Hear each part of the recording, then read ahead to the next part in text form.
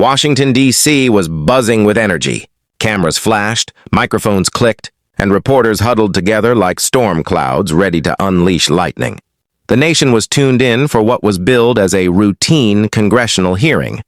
But insiders knew something massive was brewing. At the center of it all sat Karoline Leavitt, young, sharp-witted, and unafraid of confrontation. On the opposite side, with an expression carved from stone, was Senator Elizabeth Warren, a political titan renowned for her aggressive questioning style. Most viewers expected a one-sided takedown. The media whispered, "Warren will crush her." Political pundits predicted viral humiliation. But the audience had no idea that this day would unfold in a way no one, not even Warren, saw coming. What began as a simple policy hearing was about to explode into a dramatic clash of ego evidence and a mysterious letter that would flip the narrative upside down. The hearing began calmly enough, but Warren's tone sharpened as she shifted focus directly onto Karoline. With the confidence of a seasoned prosecutor, Warren launched into her speech. "Ms. Leavitt, your recent statements on tribal relations show a deep lack of understanding. Perhaps you should leave this matter to people who actually have knowledge of indigenous issues." A soft murmur spread through the room. Reporters perked up. Warren had thrown the first punch. She continued, layering her words with sarcasm and authority. Every question was designed not to gather information, but to embarrass, intimidate, and corner Karoline. Karoline listened patiently, letting Warren's accusations pile up like logs on a bonfire. Many expected her to crack, stumble, or retreat. But instead, Karoline simply waited, calmly, almost confidently. Warren didn't notice the subtle smile forming at the edge of Karoline's lips. She was preparing something big. The trap had been set, but not by Warren. When Warren finally paused, smug and satisfied, Karoline adjusted her microphone and spoke. "Senator Warren," she began softly, "if I may, I'd like to read a letter I received just yesterday." She pulled out a folded sheet of parchment-colored paper, clearly worn, clearly precious. The room fell silent. "This letter," she continued, "comes from Chief Akacheta Greyhawk, a respected tribal elder.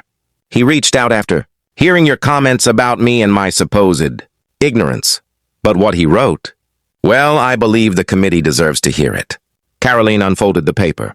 Even those in the back row leaned forward. She began reading. The implication was unmistakable. The letter didn't name Warren directly, but the message was clear as daylight. Cameras zoomed in on Warren. Her expression had shifted from confidence to visible discomfort. Karoline finished the letter, folded it gently, and placed it on the desk. The room was stunned. The audience online was stunned. The senators on the panel were stunned. This wasn't just a rebuttal. This was a devastating counterstrike. Warren opened her mouth, searching for a comeback, but the words didn't come. For perhaps the first time in her political career, she looked unprepared. The hearing erupted into whispers. Phones buzzed as clips of the letter reading spread like wildfire across social media. Commentators typed frantically. Live-stream chats exploded with messages like, "Karoline just destroyed her. No way Warren recovers from that. Who saw this coming?" Warren attempted to regain control, insisting she had every right to question credibility. But the momentum had shifted. Her remarks suddenly sounded hollow, defensive, even petty. Karoline, meanwhile, sat composed and steady. She didn't smirk. She didn't gloat. She simply waited, letting the silence speak the truth Warren didn't want to face. The committee chair finally stepped in, cutting off the escalating tension. But the damage was done. Warren had walked into the hearing expecting a knockout victory. Instead, she walked out overshadowed by a letter she never saw coming. News outlets pounced immediately, spinning headlines that dominated the entire week. "Tribal Elders' Letter Shocks Senate Hearing. Karoline Leavitt turns tables on Warren in stunning exchange." The letter that silenced a senator. Commentators praised the calm, confident way Karoline handled the confrontation. Supporters celebrated it as a victory against political arrogance. Even some critics admitted the moment was undeniably powerful. But the biggest reaction came from indigenous groups themselves. Many expressed gratitude that a tribal elder's voice, not a politician's narrative, was centered in the conversation. The letter sparked renewed discussions about representation, authenticity, and respect.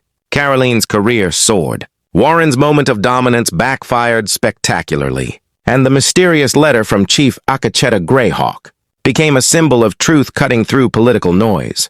In the end, this wasn't a story about humiliation. It was a story about the unexpected power of honesty, tradition, and a single well-timed letter that changed everything.